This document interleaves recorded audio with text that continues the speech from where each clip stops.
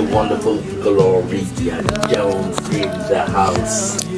Welcome, welcome, welcome. Thank you, Barry, and I'm very happy to be here. And very nice meeting you. I feel like I've known you all of my life, and I just love you to pieces. Oh, I love that the interview started with that. I love you to pieces.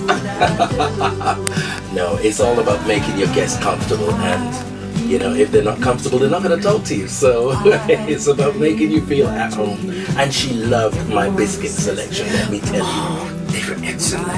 And I chose one, and I said, I'm going to stick with this one. And I said, no, I think I'll try over there. So I think they're all gone by now. So I hope so. I hope so. So how was your journey being to London? Well, it's been quite an experience. Losing Dave Ball of the Soft Cell team has brought a lot of attention to my being the original singer of Tainted Love. Now you see, to me, this is exactly why you are here. I'm sorry to interrupt you. If there's one thing that I find really irksome, it's when people know a song and don't know the original. So they're jumping up and down like this song is a great song. They say, well, hello, we need to credit the original. So that's my journey right now. It's always saying, bring in the originals and let's hear the story from them. So we're very honored to have you.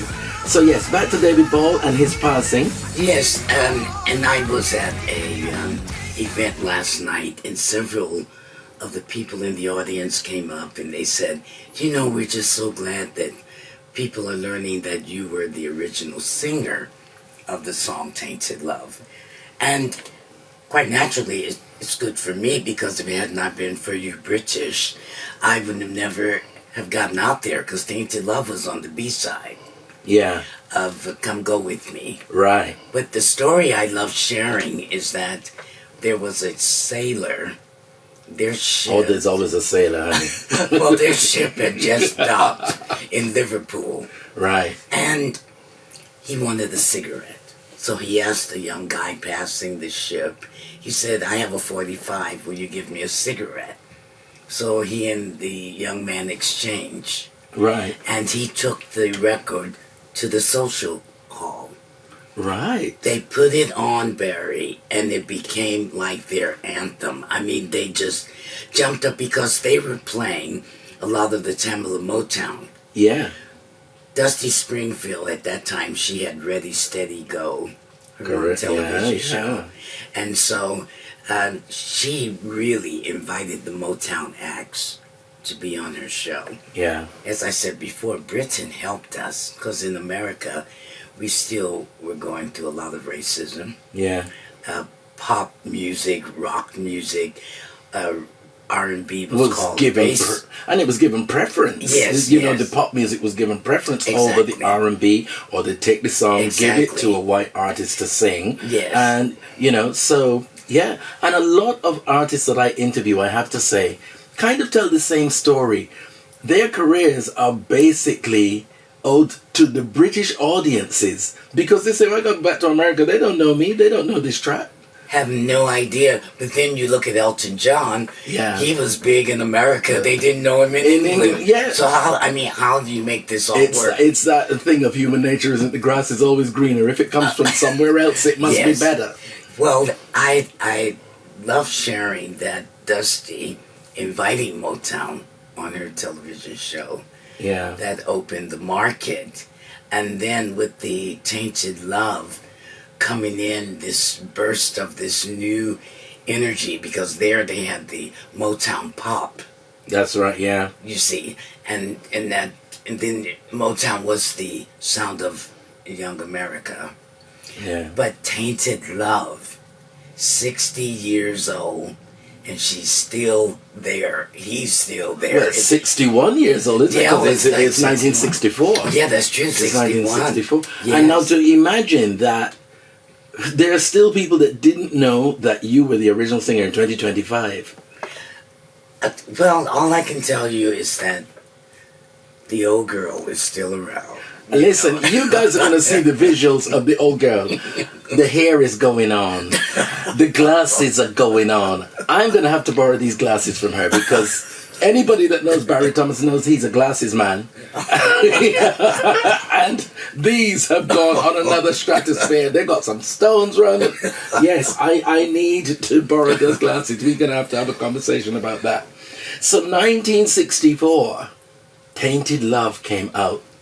How was that for you? Because obviously there's something that went before that. So it must be quite, what can I say, wonderful to get such a hit record. Well, what was interesting is that Billy Preston, Edna Wright of the Honeycombs, one ad. Edna Wright. Sandra Blinky Williams, Andre and Sandra Crouch, Frankie Carl. We were a gospel group from the Church of God in Christ, and we were called the Kojic Singers. Now it's funny because I find that more often than not, the singing comes from the church. Yes. And it tends to come from the church. And mostly ministers' children. Yeah. So there was a lot of excitement about the Kojic Singers, and we were sort of like the young Jackson 5 of the church circuit.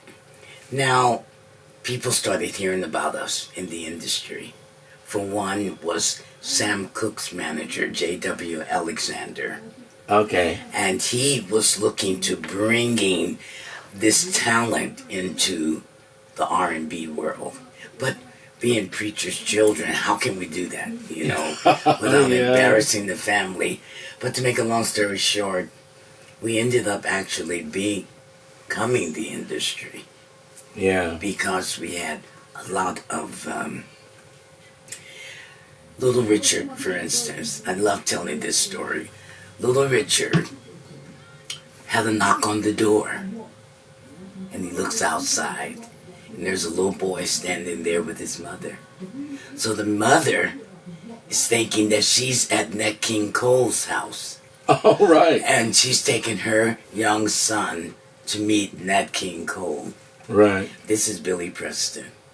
So Little Richard says, "Oh, how may I help you?" And so the lady's like, "Oh, I've got this wonderful son. He's talented, da-da-da-da-da-da-da-da-da." Little Richard says, "Oh, well, come in and let me see what he can do." Yes, what he can do. And when she went in the house, she realized she wasn't at Nat King Cole's house, but that she was at Little Richard's house. So to make a long story short, Little Richard did take Billy Preston when he was 13 years old to Europe. And that's where Billy met the Beatles, and they were known as another name. Okay. And that's when he and John became friends. Right. And that's why Billy was considered the fifth Beatle. The fifth Beatle, we always hear about that. Now, when Billy returned, he told me about this group. He said this group is going to be one of the major groups one day. He told me about the group. Yeah. He told me about Europe. And that's when he was 13. Right. I was 14, so we're still growing. And finally, we get into showbiz just by a fluke. By a fluke, I don't think so. That was the journey. That was your trajectory. You were going in that direction of showbiz. You think so? It wasn't an accident. Really? You can't be fabulous from that young and not go into showbiz. But, whether it be music, acting, dancing, whatever. But see, by being in the church, you know, they will try to stifle that. We know that. Yeah. My mother, she says, "Well, you know, I sacrificed you to God because I had 5 miscarriages." I said, "Well, Mom, do you think you should have sacrificed me? I mean, who said that you should do that with me?" Wow. And so she wanted me to become a missionary. Oh, Lord have mercy. Which eventually I did become, because now I have the ministry in Sierra Leone that we'll get to. We will get to that, indeed. Here's a little bit of Michael Jackson for you. Yes, we are back with Queen Gloria Jones with those fabulous glasses. I'm not letting those glasses go, I'm telling you. I am not letting them go. So, yes, the showbiz.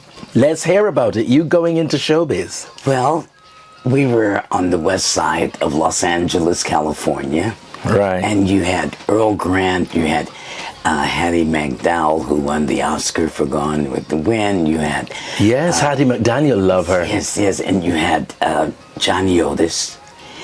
You had all of these great homes and people, and the area where I live was just above where the auction houses were. Right. So you always saw beautiful Rolls Royces and classic cars because everybody would come there to buy their antiques to take back to Beverly Hills. Right. So every Saturday I used to see Clark Gable. And I started thinking that he was a relative. Because I would see him every Saturday, and he would wave at the children, and we would wave at him. But he was going to have breakfast with Hattie McDowell. Yeah, they remained really good friends after the filming of Gone with the Wind. So finally, when I went to see him in another movie, I was like, "Oh, that's my uncle. I know this man." But that was the reason I'm sharing this, because that was California, that was Los Angeles, that was Billy Preston, that was myself, that was us being raised to join this wonderful entertainment world. Yeah. And as you said before, we were being raised. Yeah. I mean, the thing is, you were in the environment, and though, it probably wasn't encouraged, or, what should we say? You weren't encouraged to pursue it by your mother, as you said. But naturally, you know where you're supposed to be. Yes. You know where you're supposed to be. And you suddenly find that you're starting to connect with people that are like-minded, what they call like-minded. Yes. And it will take you naturally in that direction. Well, all of a sudden, there's Motown, the young sound of America. Now, we have to get... How many of you know that this lady was a writer at Motown? Oh, how many? Tell me how that happened. Because from California, ending up in Detroit, how did that come about? Well, Brenda Holloway and Patrice Holloway, they were sisters, and they were very talented, and they were songwriters as well as performing artists. They were with a producer at that time, the late, great Hal Davis. Hal Davis, who was also the wonderful producer for Michael Jackson, and actually absolutely gave Michael his inflections of how to record. And Hal Davis was engaged to Blinky Williams, who was in the Kojic Singers. Right. So Hal came and he heard this group, so he invited us to come to the studio. So Brenda and her sister said, well, we like Gloria Jones sound. And so they chose me. I became their third voice. And our very first recording session was REO Speedwagon, Riding Out the Storm. Riding Out the Storm. Yes. Oh, and wow. We were loud. We didn't know anything about using a microphone, and we're just screaming, and all that. We were like so excited. You just thought it was like having to be powerful, as if you were doing it live without the assistance of mics. Yes, screaming. But they loved it, and that started bringing on that sound into rock and roll.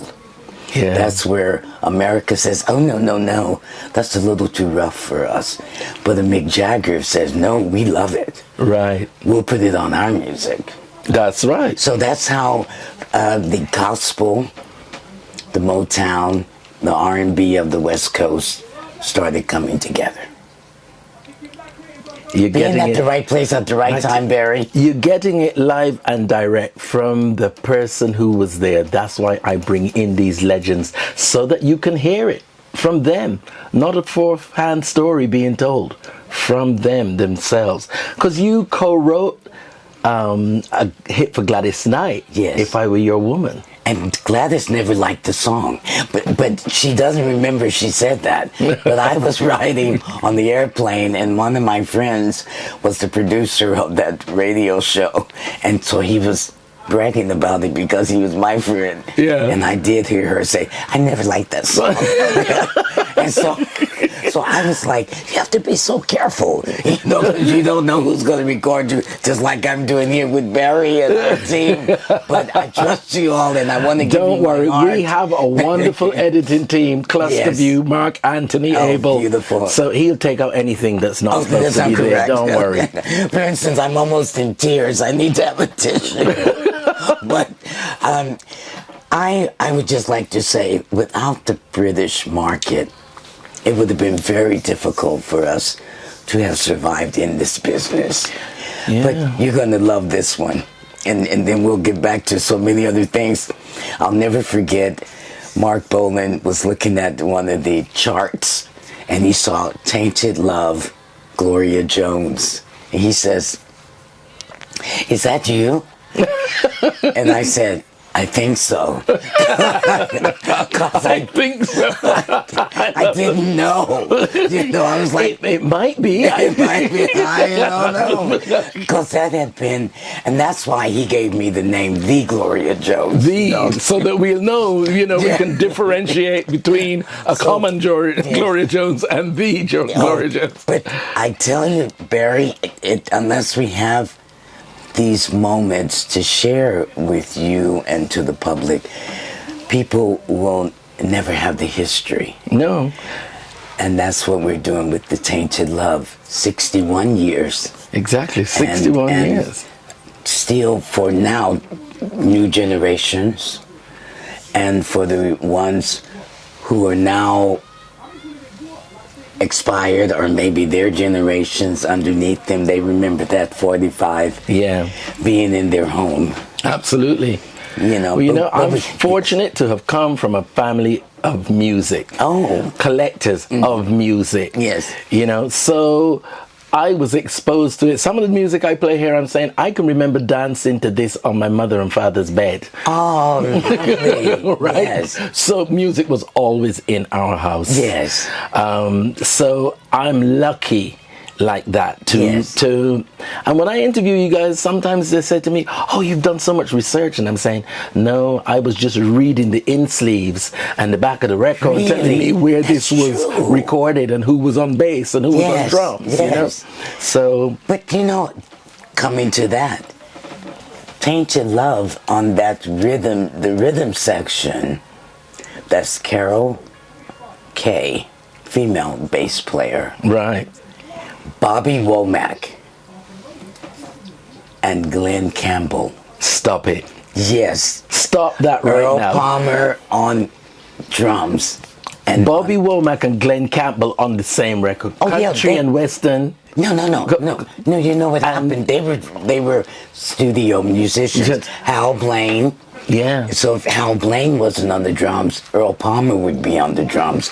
But Glenn Campbell, Glenn was lead, and Bobby was the rhythm. Ching, ching, ching, ching. Right. And that was the LA sound. Yeah.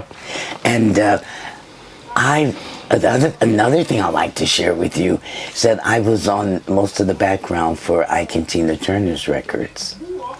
So you must know P.P. Arnold. Yes. Miss P.P., she is in Japan as we speak. Oh, really? Yeah, and she literally lives on the parallel road to my mother. No. In London, yes.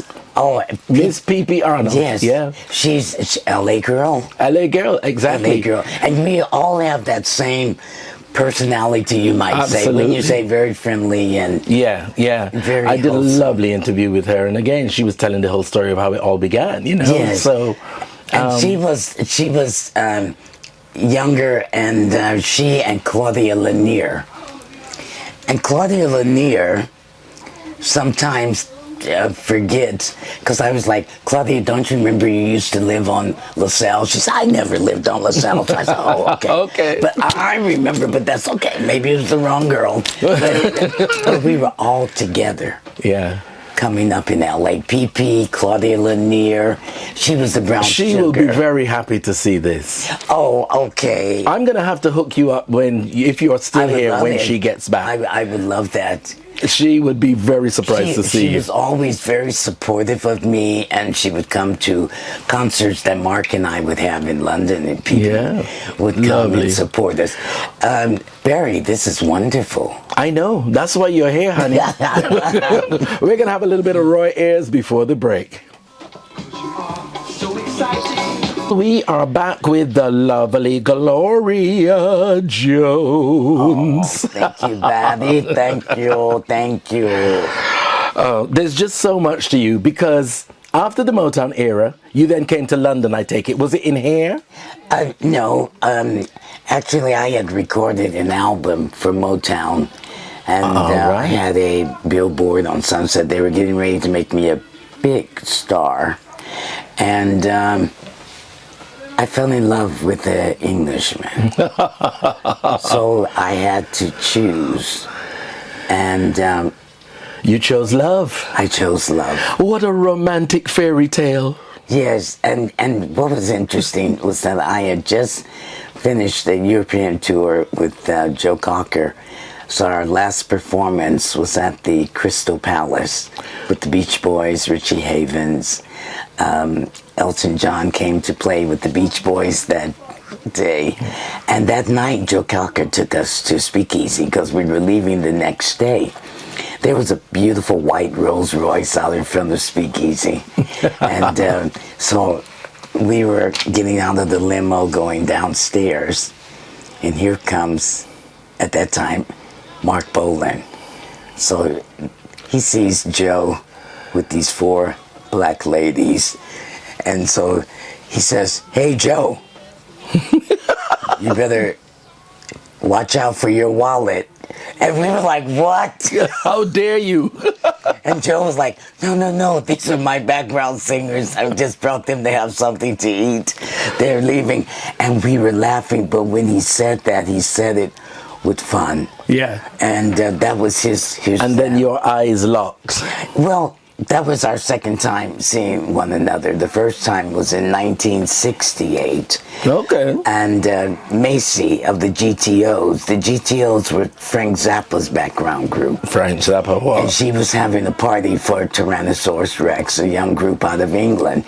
Joe Bryant and I were in the Los Angeles cast of Hair. Right. And he said, "You have to come and meet this group." And normally I would just go home, and I decided to go.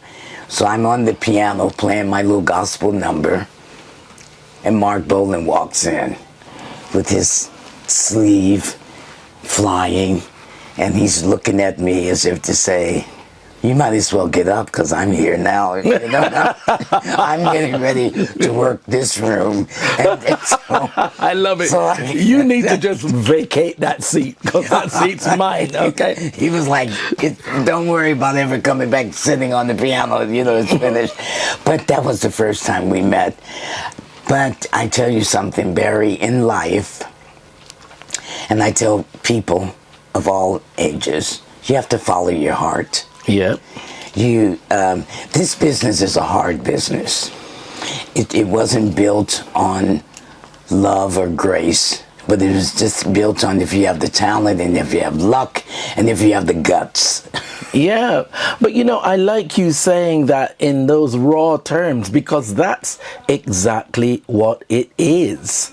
You know, it's the determination, the commitment, as we were saying earlier, which are the guts to keep going through the rejection because, you know, you didn't just come out and decide, yeah, I want to be a singer, star, and it happens. There's a lot of rejection that goes along the way that you have to just let it run off your back like a duck's back. Yes. And, you know, just keep going. Yes. And I found that in making that decision, people were surprised because they thought Mark, you know, just met this girl and they wanted to be together. They didn't realize that I had been a writer and producer for Motown for many years, producing Michael Jackson when he was a kid. And, you know, 11 years old, and he told people he was 8. And then, and producing the Commodores when Walter Orange, the drummer, was the lead singer. And I called Suzanne DePass and Tony Jones and said, I think the guy's too James Brown. They said, well, what do you want to do? I said, what about the guy that plays the saxophone? That was Lionel Richie. So Pam Sawyer and I were actually the first producers to put Lionel behind the microphone. Now he may as a remember, vocalist. yes, and he may not, but that is what happened. Right. We also had the experience of working with the great Marvin Gaye. Well, and that was funny you should say that.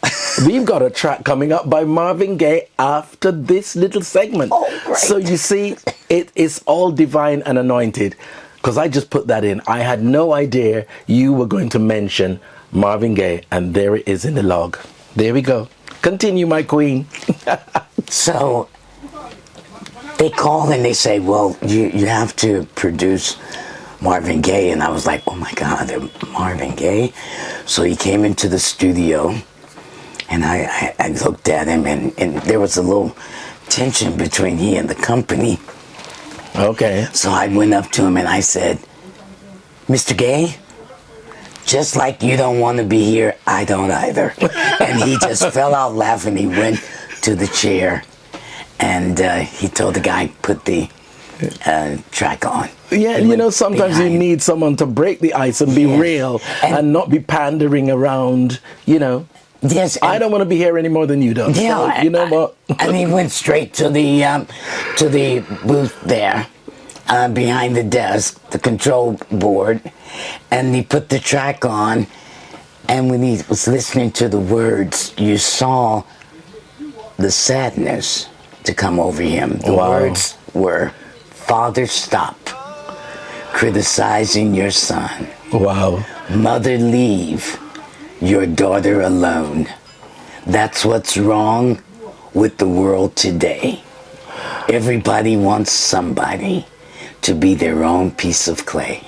Listen, those lyrics would make anyone cry. Here is Marvin Gaye, God is Love. Original Motown writer right here. Love your mother, love your father, Marvin. love your sister, she's going to love your brother. Okay, we are going to scrape ourselves off the floor and try and pull ourselves together. Yes. And continue this interview, honey. We had to take it on up. No, we took it on up. Took it on up, let me tell you. Yes. So tell me about you and Marvin in the studio. Well, in the studio, after he recorded the song, he came in and he listened and he asked the engineer, put another track up. And he went out and he played the piano on that song. Wow. And you know, when you're around all of these great people, you never think to have a picture, so you hold that in your heart and you remember that. Yeah, it's a different time now, isn't it? Yes, you know, because you look back and you think of all the wonderful experiences that you had. Yes. But because it wasn't a media time and pictures every minute, Yes. they just happened in the moment. You kept Yes. it, you felt it. Half the time people were saying to you, Yes. I don't believe you knew them, or I don't believe you. And, you know, because you didn't have a picture to prove it. You just had yourself and the people who witnessed it at the time. Yes, and you know? have it in your heart. Yeah. You have it. You know, Barrie, thank you for that moment. We were able to be free, and that's what it's about. Feelings. Always. This is why AI, no disrespect, but it does not have the feeling.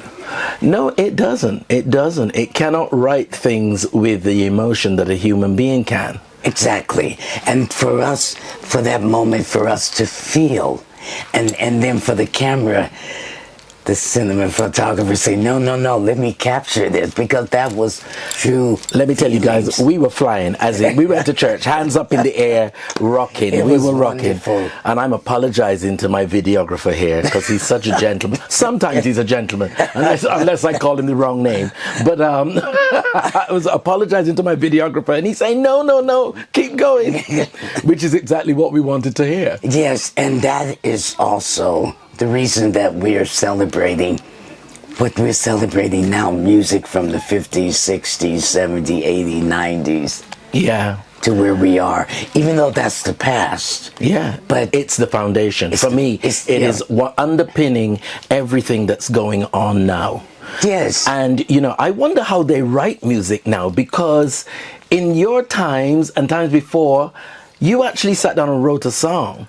Now you're seeing so many things sampled. I would be interested to know what their start point is to writing a song that they then end up, sampling your song or Marvin's song or Michael's song. What is their starting point for writing a song? That's really interesting, because I would like to find out how they start.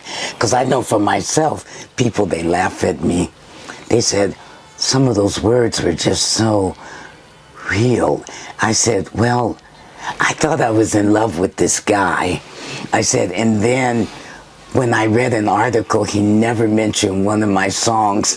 Then I said, well, I made a mistake. I was in love, but I guess he wasn't. But in those days, we wrote from our heart. We wrote from our experience, and we had something to write about. Yeah. Now the young people, they can just look at TV and emulate. It's a different motivation, I would say, or inspiration for creating. For me it is, because we loved, if you think back about Motown records, it really was love stories. Yeah. Well, it was always about love until somebody like Marvin came out and did something political on the What's Going On album. Exactly. But more often than not, before that, it was always about love. Yes. It came from a place of love. And then I'm sure you are familiar with Stax. Of course. How did you feel the Staples? With that? Yeah. How did you feel? Did you like Stax? I did like Stax. I mean, I've got a myriad in my collection of different labels. Some I prefer to others. Mm-hmm. But Stax, definitely. Definitely one of mine. Well, Stax was Otis Redding, if the people know. Because some people, they may not know. And Isaac Hayes. And these were... And I tell you somebody that I wonder, do you remember what was the guy, I'm so proud of being in love with you. What were they called? I can't remember. Wait a minute. Don't put me on the spot now. No. Impressions. Well, that's Curtis Mayfield. That's Curtis Mayfield and the Impressions. Yeah. That was his group, the Impressions. And see, the Temptations, we came so in love. That's it. So in love. Yeah. So we came out of that. I don't know if the Impressions ever came to Europe. I don't think so. But when you think about Motown, Stax, the Chicago Chess family, that's another family, because it's important for us now to tell the new listeners about Chess Records. Yes. About Stax Records, because they think a lot of the rock people that have re-recorded those songs were the first. But a lot of them, they took the Southern soul. Yeah, this is what I'm saying. So, they say, well, you're going to write a song, you're going to create, but then you're going back in someone else's archive to dig out of there, represent a song with a few changes, and now it's yours. I don't get it. Yes. See, this is the thing. And I think that's because of information. Yeah. Not, I don't know, I'm trying to figure out if we're going to survive into the near future. Oh, don't be pessimistic now. Come on. Don't be pessimistic. No. We'll survive. We'll survive as long as we're supposed to survive. That's it. Well, no, I don't mean, I'm talking about music. Yeah. I'm saying because there's still great musicians out there creating original stuff that's top quality. It's just that it's not as vast as it was back in the 60s, 70s and 80s, because you had so many groups creating on a level. Earth, Wind and Fire, the Isley Brothers, and all of those out of Philadelphia and Salsoul, California. There was so much on a high level that it's difficult to compete or compare. Well, now you all were speaking about something that I didn't quite know how to follow with my dear friend Andy and that's the neo soul. So I'm trying to understand that more. If you could explain that to me. I don't even know if I have all of the knowledge and wisdom to articulate it correctly, to be honest with you. But it is a new genre, kind of like D'Angelo. They say that is neo soul, and the people out of that camp, which again has an original sound. Okay. You know, it has an original sound. Okay. You know, but they say D'Angelo is the creator of that genre, really, like Teddy Riley is of New Jack Swing. Okay, I see. Okay. Yeah, that's the neo soul. I tell you who I like. I really like Chris Brown. Really? Oh, yeah. I find him very interesting because, for one, I believe he speaks from his heart. And I believe he has his pulse on the... His hands on the pulse of what's happening. Yeah. Of what is happening. And I don't know, did we have that same thing in the 60s and 70s with Motown? Because when people ask me these questions, I'm always curious because I was so involved in it. Yeah, I mean, but you were in it and creating it.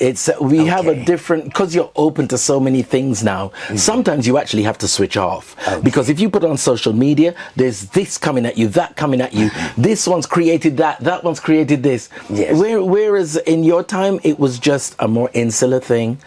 And you created what you created and what you were feeling to the best that you could do it. And then when you put it out into the world, you realized how great it was.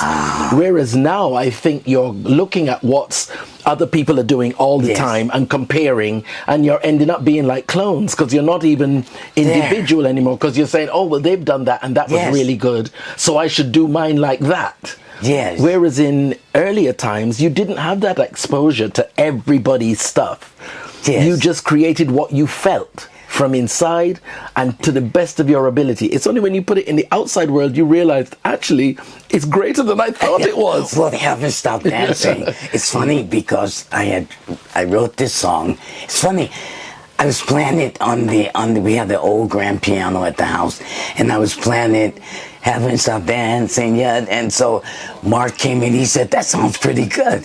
And I said, really? So then every day I would just keep adding to it. It became a very large disco hit out of England. Okay. Haven't Stopped Dancing by Gonzalez. Gonzalez, that of was course. Mine. That's I my haven't baby. stopped dancing Yes. yet. That was since my first. We met on our first that date. was my first disco record. That's in my library. Yes, my first disco record. And Mark was so interested in new ideas.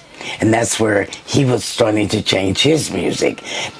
Gonzalez, you see? What was the Culture Club? Yeah. They took from that, and then Oasis. So what you're saying, the music does continue To evolve, it always will. It always will. But I had no idea. You see, now I've learned something today. This is why I have to bring these people in. I had no idea you wrote that for Gonzalez. Yes.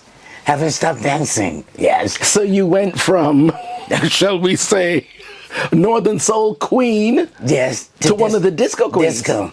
Well, Donna Summers was actually the disco. But I said one of the. I didn't say the. I said one of the. I'm coming back here every year, guys. I hope so. I am coming. Listen, once you come to the BTM Club, I know. At the beat, no one wants to leave, and they No. always want to come back. No, That's for sure. Oh, thank you. I love it. And then, Barrie, I just want to share one more thing. You can share as much as you like. That's why you're here. In 2014, the background singers who were on so many hits with REO Speedwagon, Righteous Brothers, Everly Brothers. The Righteous Brothers, yeah. Everly Brothers. 20 Feet from Stardom, and this was the background singers. Stop. I'm hyperventilating here. I just need to calm myself down. She is going to now talk about one of my favorite documentaries. With one of my favorite vocalists. Linda, and of course, Lisa Fisher. Lisa Fisher. Yes. Pray continue. Well, it was funny. I've been in Africa for the past 35 years, and the past 9 years, we're building the Marc Bolan School of Music and Film in Sierra Leone. So I came... I love that you're still quoting his name. Oh, thank you.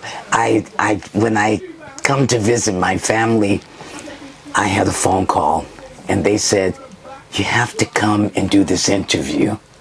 And I said, but I'm leaving for Africa. So they said, what time? So I said, I have to be there at least by 12. So they said, please stop about 10 in the morning. So I dressed up, and I put the black hat on. When you go back over, you'll see. Yeah, I know you and that black hat. I've seen it.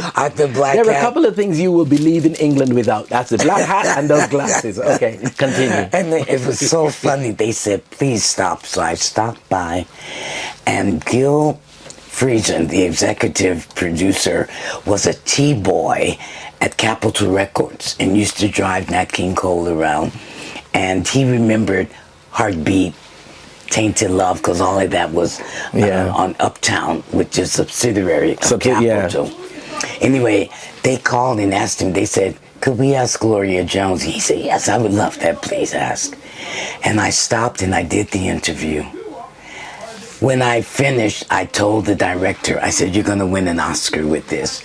I'm over in Africa every morning running to the internet cafe to read the Rotten Tomatoes to see where we are on the list. Yeah. And I kept watching Barrie, and I said, this documentary is going to win an Oscar. Yeah, because it's the life, it's the journey of the BVs, the backing vocalists, and what they go through. And as we were saying earlier, Lisa Fisher, I mean, what was the tune? How do we stop the pain? Yes. How can we stop the pain? Is the track that she had as a solo artist. Yes. But then she went on to be a backing vocalist for Luther. Yes. Kind of gave up her solo career. Exactly. And for them to share, and the director said, why do you feel this can work? I said, because we gave you our hearts. Yeah. And that's what you said to me earlier. You said, no, I love that documentary. I love it. Yes. Because if you're a real music aficionado and knows what's going on in the music industry, it will appeal to you. Yes. But then it also would appeal to you on a different level. If you're not that, engrossed in music itself, it's just the story, the journey of how these people live and how it goes. It's not always good. It's not always great. And wonderful. But you won an Oscar for that. Yes. And in 2014, was it? 2014. And it was such an honor because they can't take everybody on stage. Yeah. And I was leaving. I left Sierra Leone. It was about 2 days of traveling. And I made it there in time. And then I was too shy. You too shy with those glasses and that hat? I don't believe you. I was too shy, and everyone was right across from the hotel where I was staying, and I said, go over and let them know that you came in from Africa. And I was like, no, I don't know what it is about showbiz. Sometimes you got it, and sometimes... Yeah, but it's like anything. People expect that if you're in showbiz, you're always on it and always feel like talking and always feel like doing it. And sometimes you just don't. Yes, but the thing is that we went to not Nick Cannon, but the gentleman who was the executive producer for Avatar. Oh, the movie Avatar, yes. Right. And when we went to the party, they said, you guys are never going to get in. Then I jumped in. Well, we just won an Oscar. So they were like, come. So, yeah, that's how it is. We go in, and they've got all the tables and everything. And we sit at one of the tables. Well, listen, we are going to come back with the last part of this story and talking a little bit about some perfume that this lady has on the market at the moment after the break. See you then. Fabulous, fabulous track there. Thelma Houston, You Used to Hold Me So Tight. The wonderful Andy Franklin is with us today. Great to have you with us. Thank you for bringing in Her Royal Highness. Thank you, Andy. Thank you, Andy. He really is her right hand. When she's in town. He's a very good friend. He's her right hand. Thelma Houston, I'm sorry, I got it. She did a great song for me called "I Ain't Going Nowhere." The Junior Walker also recorded. Stop it! What a wonderful singer! Now you're telling me. You see, I'm just flinging these tunes in the log, having no idea you've got all these connections to Thelma Houston, to Marvin Gaye. Oh, and I love telling the story. I was telling you earlier about the Oscar. Yes. And excuse me, Thelma. I had to give her a little praise there. She won't be disappointed. What she won't be mad at you, darling. Don't worry. Okay. When we attended the party, we sat at a table. So we didn't know that these tables, like one table was $250,000, one table was $50,000, because there was charity, you see. Yeah. So we're sitting at the table, and I'm so thankful that we didn't open the wine and the champagne, because all of a sudden, Gene Simmons of Kiss comes up. He says, "That's my table." I said, "Oh." He said, and he told the waiter, he said, "I paid $50,000 for that table." So I got all of my guests up. I said, "Let's go walk." Take a walk. But it was a wonderful experience. And that's what I've been sharing with you today, Barrie. Absolutely. And sharing with your audience that we have a chance to... There's a girl out there that says, "I have a dream." And I can do that. Yeah. And it doesn't matter what race or anything, but that I'm listening to this lady, and for me, I was 10 years of age when I saw a documentary on apartheid in South Africa. Right. And I was sitting with my dad, and I said, "Dad, can I go there one day?" And he said, "You can go wherever you want to go, baby." We were having this conversation yesterday because I was hosting an event for lupus and sickle cell. It was a charity event. And we were having this conversation yesterday, the importance of having supportive parents or a supportive network around you that really encourage you. You can be anything you want to be. If you don't do it, well, it's because you didn't put the effort in. But there's nothing stopping you. It's important. He told you that, and look at where you are. I had, when I retired at the age of 50. Oh, you're not 50 yet. Oh, thank you. I appreciate that. Because I'm only 20, so you can't be 50 okay. yet. Well, no, I'm only 14. Well, then I'm still a fetus. Okay, how far back are we going to go? You're still handsome. Don't worry about that. You still got it. But listen, Africa. Now this I have to get to, because what is the journey of you going to Africa? Sierra Leone, isn't it? Well, I went to different countries, but Sierra Leone was the country that was the most friendliest. Excuse me, Africa. And they embraced me. Okay. Because during this time, children were not liked. Especially in Sierra Leone, the child was feared because they were child soldiers. Okay. So they were frightened of this. So I attended a church service, and the lady sitting next to me said, "Are you going to help the children of Africa?" And as I said, I thought it was only 3. I had no idea that she meant the children of Africa. Yeah. So I was able to help, but because of the isolation of people. Right. Not just races or tribals, but mentality. Yeah.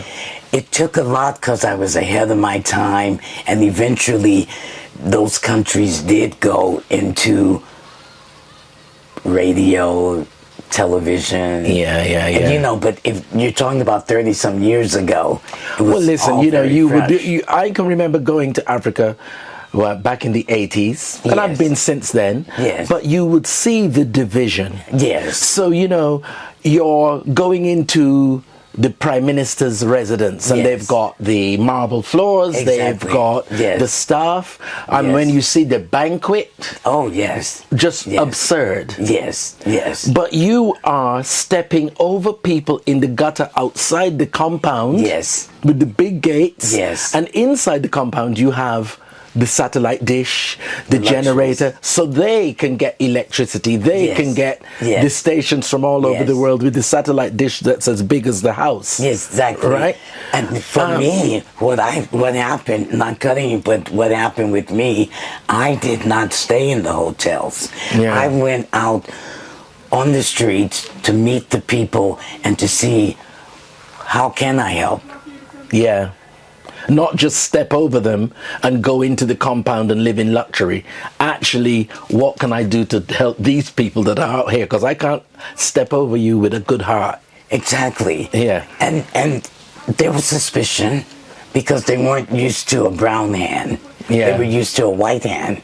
So not realizing that the white hand is doing them more damage. No, not realizing but you're like, that when they called me white one day, they said, well, you know, you're a white woman. I said, well, wait a minute. I said, this is your soul sister from America. Okay, yeah, but because you're light skinned, No. Their minds that the African American is white. Oh, really? Because of our background, that they think we're rich. That's all over the world. They didn't have information. So I had to work and tell them, hey, I'm here to help. I've given up my conveniences, my luxury life that I could be living to come and to be a part. Well, it didn't really come together till Roland came to visit me in Sierra Leone. Right. That's Roland Bolan. And we went across the country to the Liberia border. Right. On our way back, I said to him, if you were going to live here, where would you live? He says, I really like the outskirts of Freetown. And that was more college, a lot of energy. And we went to visit a lady that I wanted to become the minister for my dad's mission in memory of my father. But it didn't happen.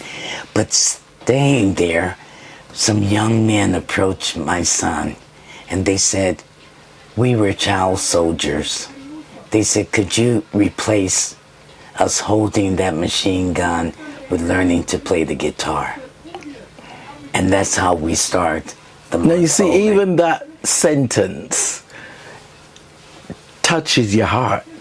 Can you teach us something to replace this gun that they have with a guitar? Yeah. Teach us to hold something else with passion and feeling.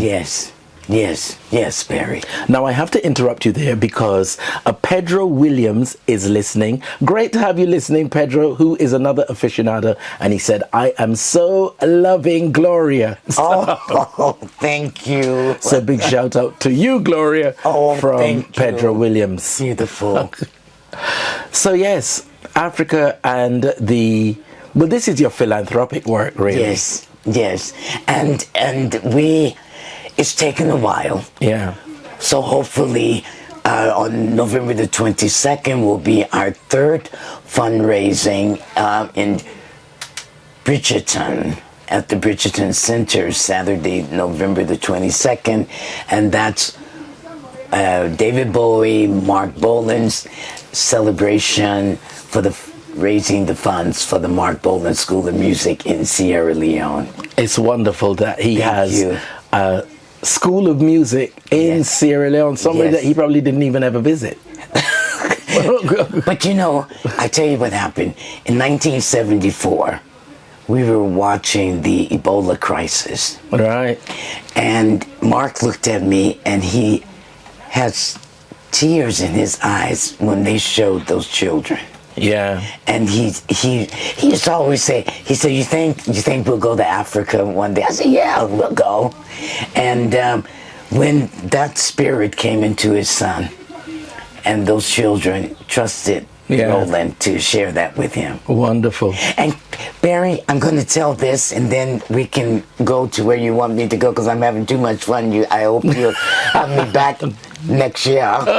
And I will bring your glasses then, but I think I'm going to send you. I know exactly where I'm going to get your glasses. I will give these to you, but you need those. No. I'm going to give these to you after my event on the 22nd. On the 22nd, okay. And so, because there's no way I'm going to take these back with me and not give these glasses to you. I'm telling you that right now. But Barrie, I want to tell you that those children love music. They're learning to film their own videos, write scripts, learning editing, and they're winning awards, and they're starting their own companies now. They're young adults graduated from university, and they can go home and play that guitar. And that's what you call making a difference. That's what you call making a difference. Let's have a little Tom Brown, Funkin' for Jamaica. Here we go.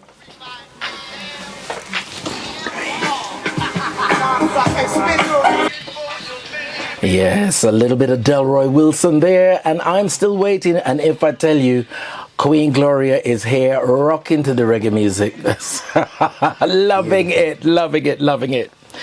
So, my dear, tell me about the perfume called Revenge. Yes, Revenge is a perfume for the bossy woman. Okay. And when I say the bossy woman, this is the woman who works 9 to 5, and the flavor, the fragrance is still with you. Okay, and should you want to go and have cocktails, it's still there. It lingers a good 8 hours. Wow. And maybe even longer. But it's also not too potent. Yeah, very. Because the thing that overlaps is that to have something with that potency that lasts that long, that strength, shall we say, it can be quite overpowering. Yes, and this is sort of your Chantilly lace type, and the you're oil, going back in the day, Chantilly lace. Wow. And what happens with this is that it's oil based, so that's why it stays on. But it's a wonderful fragrance, and a percentage of this will be given to the Marc Bolan School of Music. That's T40perfumes.com. Revenge fragrance. That's wonderful. So some of the proceeds go to the school. To the school. Marc Bolan School of Music and Film in Sierra Leone. And when was the fragrance created? We've been working on it for 1 year. We launched, we had a boat party in June, June 6th, and we floated down the Thames. It was very beautiful. T40 is a company owned by a local wonderful lady here, and where was it created? Was it created here or in the U.S.? Yes, it was created here. Right. Okay. And so it's our London baby. And what I'd like to add, Barrie, is that the oils are soft and gentle. And even though Revenge sounds like it should be aggressive hard, and hard, but it isn't. It's the woman who comes up again in life.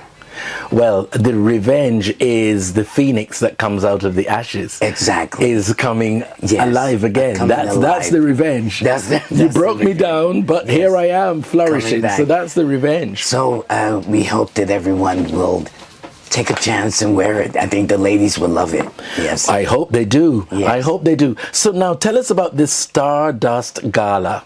Yes. This is taking place on the 22nd of November. Yes, and the center there, if you can say that for me, please. Birchington. Yes. Birchington, not Brigaton, guys. Birchington Center. Yes. On the 22nd of November. Yeah, that's Kent by the sea. And this is the David Bowie and Marc Bolan were very, very good friends. And I love telling the story when they met, painting their manager's office.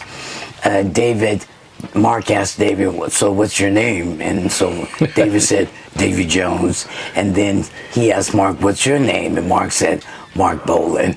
And then Mark said he looks at his shoes and he says, "Your shoes are crap." And they became the Best friends. That's usually how the friendship starts. Yes. I think most of my best friends started off as people that we couldn't stand each other. Exactly. We couldn't stand each other. And so what happened is that David wrote a song called Stardust, Lady Stardust, and Right. the team there came up with the name of the Stardust Gala. That's the 22nd of November this Right. year. And so we hope people will come out and join us. And once again, this is a fundraising for the Marc Bolan School of Music and Film in Sierra Leone. We need to support these kind of projects. It really is quite important, you know. Thank you. These projects need to be supported because they're going to help the generations ahead. Yes. You know. And I have to say my brother, Yes. my brother Vincent Thomas, so you can give him a shout. He said very interesting lady, and it's great to listen to. So thank you got you. some new fans out there, honey. Oh, listen, just love us and pray for us, and hopefully Barrie will have us back next year. Oh, stop it now. Stop it now. Stop it now. Would love to come. I love the music, and I'm so happy. And we have Mark Anthony. Yeah, you better say that, Anthony. Or And he's all doing hell a will great break job. loose. I like the way he films. I mean, he doesn't bother me. As long as I don't mess with the mic, I'm doing really Don't good. mess with the Am I mic. doing good? Okay, guys, it is Okay. time for my guilty pleasure. Okay. Mr. Kenny Loggins, and this is it. Wow. Okay. Yes. We are going to have to wrap up with this lady because she needs to go. We're off to the Black British Theatre Awards this evening. So this lady has got work to do, and I've taken up way more of your time that was allocated. No, I'm having a blast. I love it. I love it. I'm here, and I'd just like to thank you so much, and to thank your listeners for giving me a chance. And that's all I can say. And this is it. This is it. How appropriate. And I will be back. Oh, we know you're coming back now. Good, Once you good. come, I don't want to say this is it. You know, you say what's going on. No. This is it. No, I it's mean, wonderful. we know you're coming back, honey. Oh, So thank you. very much for your presence. For 2 hours, an hour and 45 minutes You're of your kidding time. me. Yeah, you see, it's a Wow, true I didn't saying, know. time flies when you're having fun. Yes, it yeah, absolutely is. A lot of great music, a lot of great moves, and Barrie is bad. He can move too. He is rocking over there. I'm trying to catch up. I'm like, wait a minute, let me get that move in. You know? Listen, music is the food of life for me, it is. so Yes. you know, it just is what it is. Thank you very much, Gloria. Every success with your future endeavors. The school in Sierra Leone, the perfume, just keep shining, keep sparkling like those glasses. That's all you need to do. Thank Just you. keep sparkling like the glasses. Thank you so much. Take care.